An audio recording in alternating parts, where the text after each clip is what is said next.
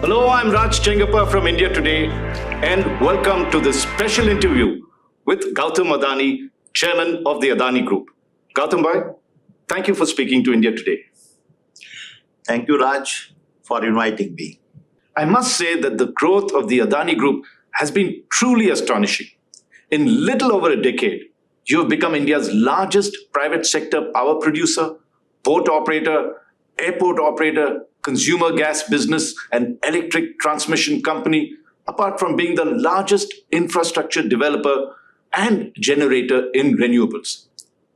This year, your group has become this country's second largest cement manufacturer, and you are diversifying rapidly into other sectors, including aircraft maintenance, manufacturing, telecom, data center, and logistics, and a whole lot of other areas.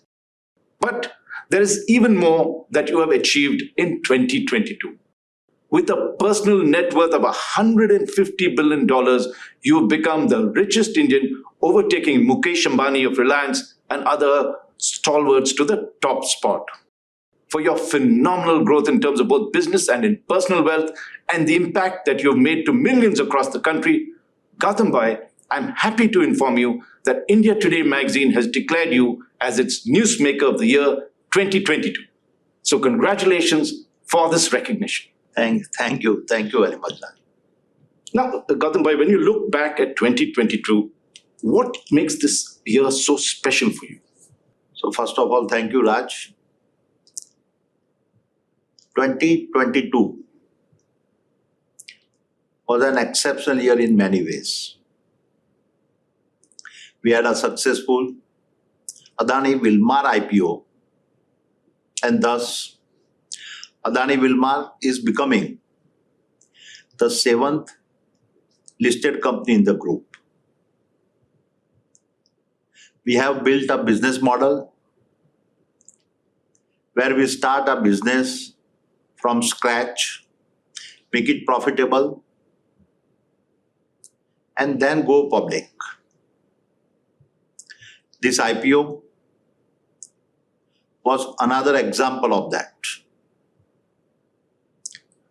We also become India's second largest cement manufacturers when we acquired ACC and Ambuja Cements for around $10.5 billion from Holcim. It is the largest acquisitions we have ever made. And it is also India's largest ever M&A transactions in the infrastructure and a material space. That's very impressive. Now, apart from being the richest Indian and the richest Asian, you're also the world's third richest person. How does it feel to be wealthy? What does money mean to you? See, Rajbhai, these rankings and numbers do not matter to me. These are only media hype. I'm a first generation entrepreneur who had to build everything from scratch. I get my thrills from handling challenges, and the bigger they are, the happier I am. For me, the opportunity and ability to make a difference in the lives of people and contribute to the growth and building of the nation is far more satisfying and important than being on some wealth ranking or a valuation list. I'm thankful to God that He has given me a great opportunity to serve the nation through infrastructure building. Now, you talked of happiness. Can you add a little bit? Can you define what really makes you happy? Personally speaking, this was the biggest year of my life. This year, I celebrated my 60th birthday. This personal milestone apart, on this occasion, my family committed rupees 60,000 crores to the Adani Foundations to support mainly three social causes, which is close to my heart: education, healthcare, and skill development, which are foundational for any nation. This has given me immense satisfactions and happiness, which no professional achievement can ever give. So, Gautam bhai, let's explore this further. What motivates you when you do business or in life itself? As an ordinary man, the courage, strength, resilience, and tenacity of the average Indians are very inspiring and motivating for me. To share with you, at the second edition of our Green Talk series, I was greatly moved by the stories of Arunima Sinha and Kiran Kanojia, two extraordinary women who unfortunately lost their limbs but yet conquered the world. Arunima climbed Mount Everest, and Kiran, a blade runner, is running marathons. Both are incredible women and the pride of India. They are the real heroes of a Naya India. Their stories moved me so much that I had tears in my eyes. I'm truly humbled by their spirit. Could there be anything more motivating than such courage, valor, and determinations in the face of adversity? Seeing their story, my belief is further reinforced that there is no machine stronger than human beings. Such human stories are the biggest source of motivation for me. That's truly inspiring. I want to turn to business now. And let's look at the logic behind your group's phenomenal expansion in infrastructure as well as in new areas. I was born in a middle-class family, and I lived through the 90s, 70s, and 80s when we had to struggle for Bijli, Sadak, and Pani. That was a time when India had a huge infrastructure deficit in ports, airports, and many other infrastructure areas. In contrast, China, which also became independent around the same time as India and had lower per capita income than India in 1990, began leapfrogging ahead of India in development. All this issue instilled a huge desire in me to do whatever I could do to transform India, particularly in infrastructures, and make India stronger.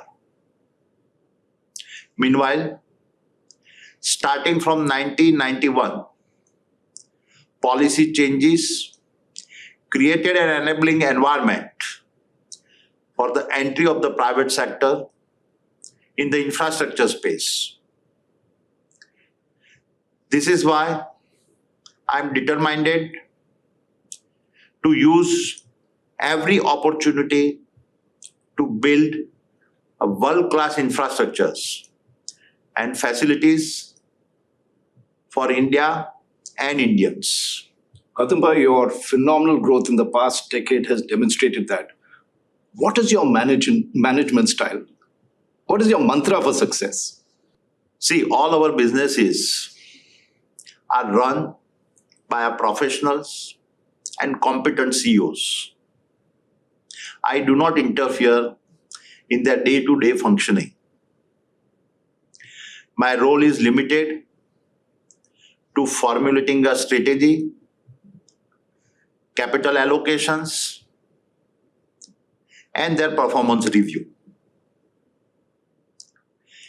It is for this reason that I have time to manage such a large and diverse organizations, but also incubate several new businesses and also look for new opportunities for acquisitions.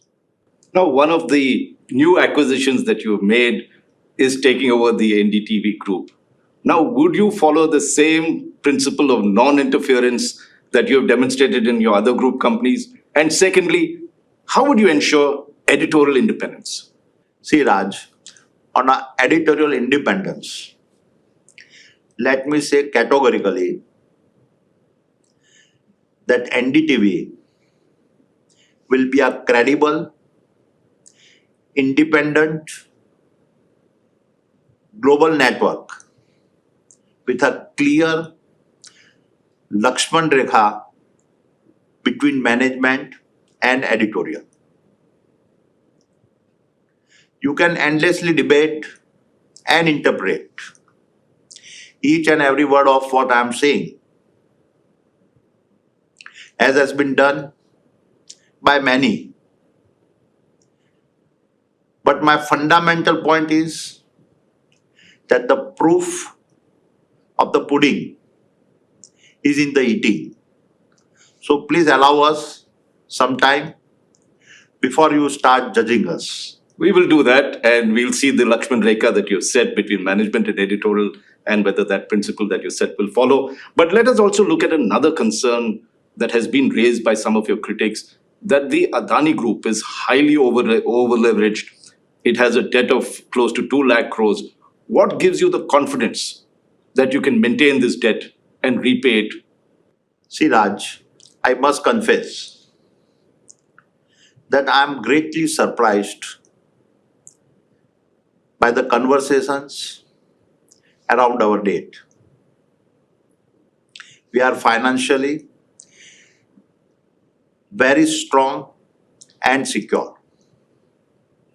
Such noises are coming mainly from two categories. The first category is of the people who are not doing deep diving to understand the detailed nuances of debt and finances of company. I'm sure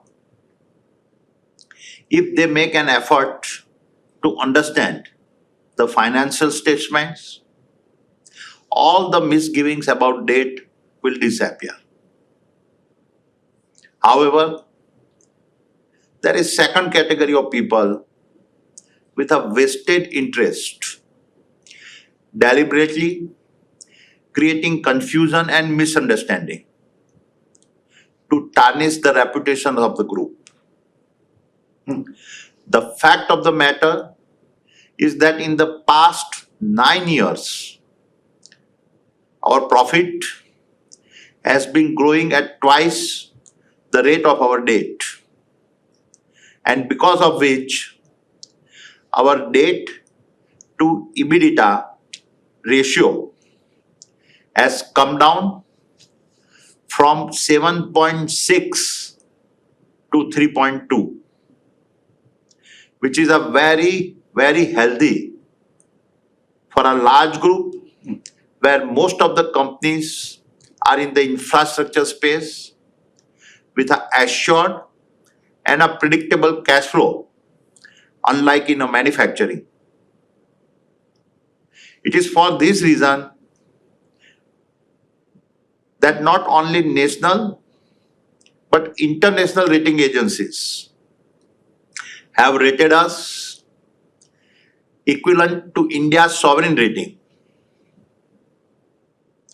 It is a matter of great pride for me that no other business group in India has as many companies as the Adani Group, which has sovereign ratings.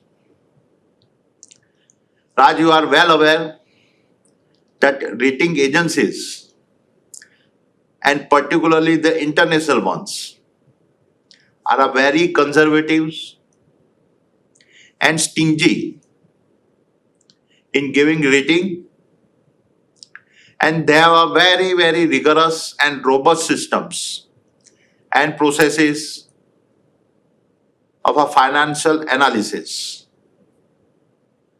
To share with you, it is for this fundamental financial strength of our group that we were able to close the ACC and Ambuja cement deal of $10.5 billion in a record time in less than just 3 months. Now, I need to persist with this questioning because there are also concerns that banks, including public sector banks, have a huge exposure to Adani debt. How do you respond to such concerns? Raj, this is a good question. People raise concerns without verifying the facts. And the fact is, 9 years ago, out of our total debt, 86% was lending from Indian banks. But now, the exposure of Indian banks in our total lending is reduced to only a level of 32%. Almost 50% of our borrowing is now through our international bonds. You will appreciate that international investors are a very astute and subscribe after proper due diligence and deep study. Gautam bhai, how would you respond to your critics who say that your rise and your meteoric rise was because of Prime Minister Narendra Modi? See, Prime Minister Modi and myself, both are coming from state of Gujarat. And that makes me the easy target of such baseless allegations. When I look back at my entrepreneurial journey, I can divide it into 4 phases. Many will be surprised to know that it all began during the tenure of Sri Rajiv Gandhi as a Prime Minister, when he first liberalized the EXIM policy, and for the first time, several items were brought in the open general license list. That is what helped me to start my export house. But for Rajiv Gandhi, my journey as an entrepreneur would never have taken off. The second big push I got was in 1991, when the duo of Prime Minister Nasir Rao ji and the Finance Minister Dr. Manmohan Singh ji initiated sweeping economic reforms. Just like many other entrepreneurs, I too was a beneficiary of those reforms. There is no point in further elaborating on it because so much has been said and written about it. The third turning point for me came in 1995 when Kesubhai Patel was sworn in as a Gujarat Chief Minister. Until then, all industrial development in Gujarat was only around National Highway 8 from Mumbai to Delhi via cities like Vapi, Ankleshwar, Bharuch, Silvassa, Vadodara, Surat and Ahmedabad. He was a visionary and a focused on a coastal development. And it was that policy change that took me to Mundra and prompted me to build our first port. The rest, as they say, is a history. The fourth turning point was in 2001 when Gujarat witnessed a massive focus on development under Chief Minister Narendramodi ji. His policies and their implementations went on to not only change the economic landscape of the state, but it also brought social transformations and development of previously underdeveloped areas. It also allowed industries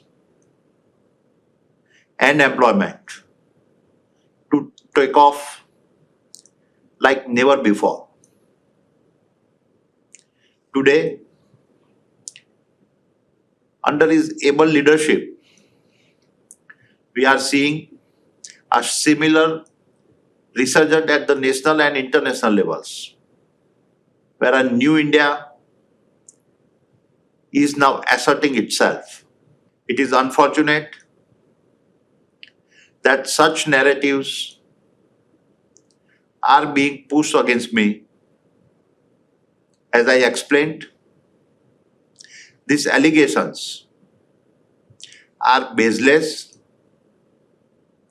and suffer from a recency bias, seeing our group success through a short-term lens. The fact of the matter is that my professional success is not because of any individual leader,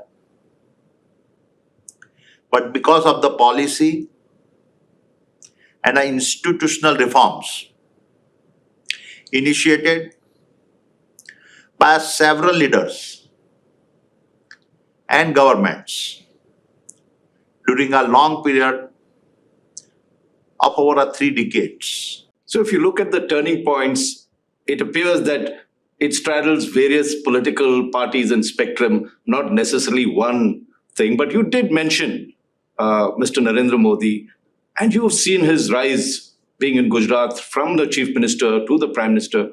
What would you say is Prime Minister Modi's style of leadership?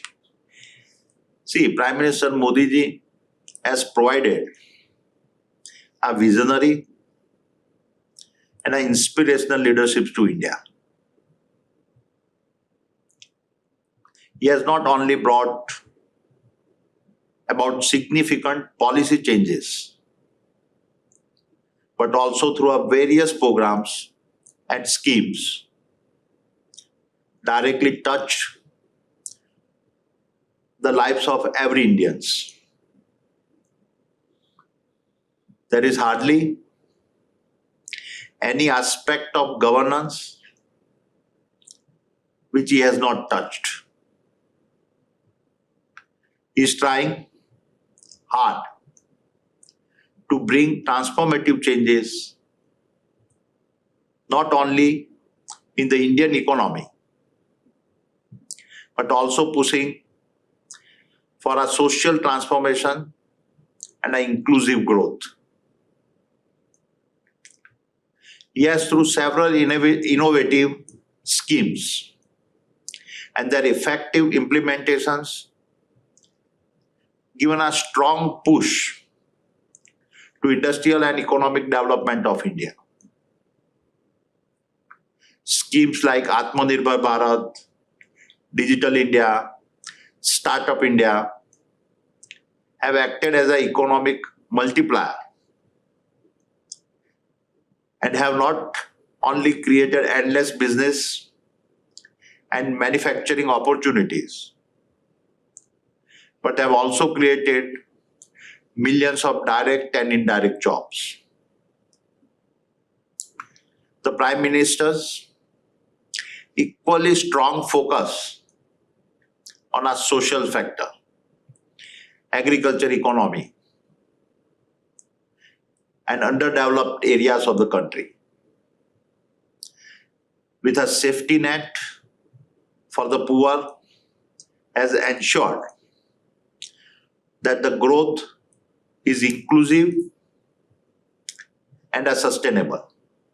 His social scheme like a Swachh Bharat, Jan Dhan Yojana, direct benefit transfer, and Ayushman Bharat, and many others have brought transformative changes in India. Now, if you take a look at what you've said, I know that you've faced a lot of criticism on this particular front, but there are other areas as well. Whether you look at Australia, Sri Lanka, the investments you've made, even in India, there's been a lot of agitations, criticisms against you. You had to weather all this storm that had been created. What is your view or reaction to all these things? Raj, this is a really very interesting question. See, Gautam Adani is a product of a democratic India. Protest, criticism, and allegations are all essential parts of a vibrant democracy. In fact, they defined the democracy. I'm a firm believer that our democracy has given us economic freedom and its opportunity. And we all have benefited from it. Now, we cannot complain and do cherry picking about other aspects of democracy which have their own functional values within the boundary of law. You would appreciate that we are in the infrastructure sector, which is the most difficult space to work in. I have faced such challenges many times. I have a very open mind towards any criticisms. For me, the message has always been more important than the messenger. I always introspect and try to understand the other's point of view. I'm conscious that neither am I perfect, nor am I always right. Every criticism gives me an opportunity to improve myself. Now, you were talking about the criticism that you had to face from various quarters. You said it's democratic, and yet you never gave up. Is that part of the Adani culture? Yes, queuing up has never been a part of Adani's culture. Over the years, the group has developed a strong and professional team with an endless energy and a problem-solving approach. We are always looking at solutions. Having honed my skills in such a dynamic democracy like India, my group and I both are confident that we can deliver and do business in any part of the world. I've faced adversity and crisis from my childhood. Each of these occasions has taught me several valuable lessons and made me stronger. It is for this reason that I always tell my team, never waste a crisis. And may I add, you always seem to say, never waste an opportunity. And I see you're betting big on solar and green hydrogen. What makes you so confident that you'll make these units viable or the investments viable, given the fact that even in green hydrogen, there's several hurdles, whether it is in terms of the land availability for the storage, the technology for green technology, including the fuel cells. What makes you so confident that these will work and you invested big in them? See, green energy is a very close to my heart. And energy transitions is not only a huge business opportunity, but also a responsibility to our future generations. The government of India has brought a very attractive production-linked incentive scheme, which has made the green hydrogen business viable and attractive.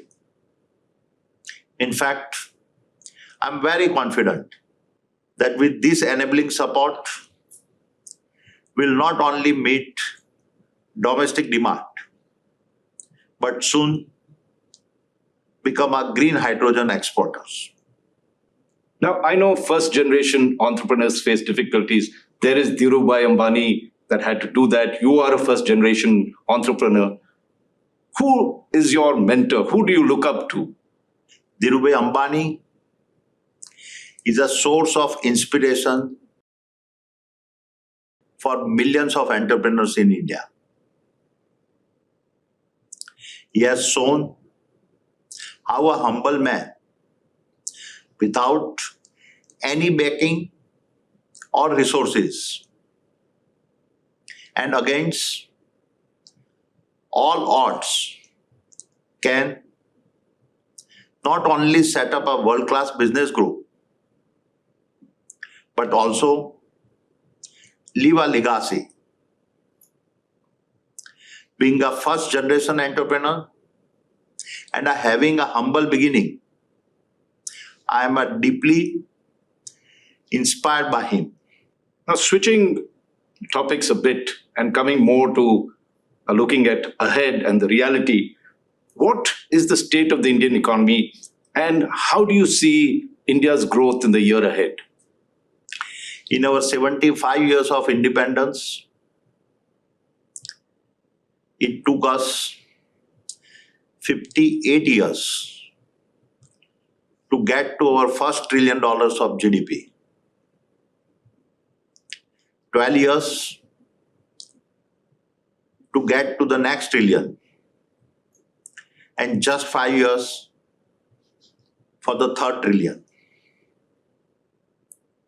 But now, If you look at our pace of social and economic reforms, I see India adding $1 trillion to its GDP every 12 to 18 months within the next decade. I'm very optimistic about the growth and the prosperity of India. This optimism comes from the fact that in 2050, we'll have a young India of 1.6 billion people with a median age of 38. We'll also have the world's largest middle class population. This demographic dividend, combined with the largest middle class, will spur growth and prosperity in India and making it a $30 trillion economy. So clearly, this century belongs to India. I know we are running out of time, and this is my final question to you. Many experts think, and I'm wanting you to look ahead, many experts think that 2023, we may see a global recession. What is your views on that? See, Raj, I'm a born optimist and never lose hope. I recall that many pundits had painted a similar gloom scenario for India during the 2008 global financial crisis. But India was successful in beating the predictions. I'm optimistic that the next union budget would provide a great opportunity to address all these concerns. A strong focus on a capital expenditure, employment, spending on social infrastructure and social security will help in facing the global headwinds of its recessions, and India will emerge more stronger. On this optimistic note, Gautam Bhai, thank you very much for this interview. And let us hope 2023 brings us a lot more joy, a lot more opportunities, and makes India greater. Thank you very much, and congratulations once again for being made India Today Magazine's Newsmaker of the Year 2022. Thank you, Raj. Thank you for giving me this opportunity.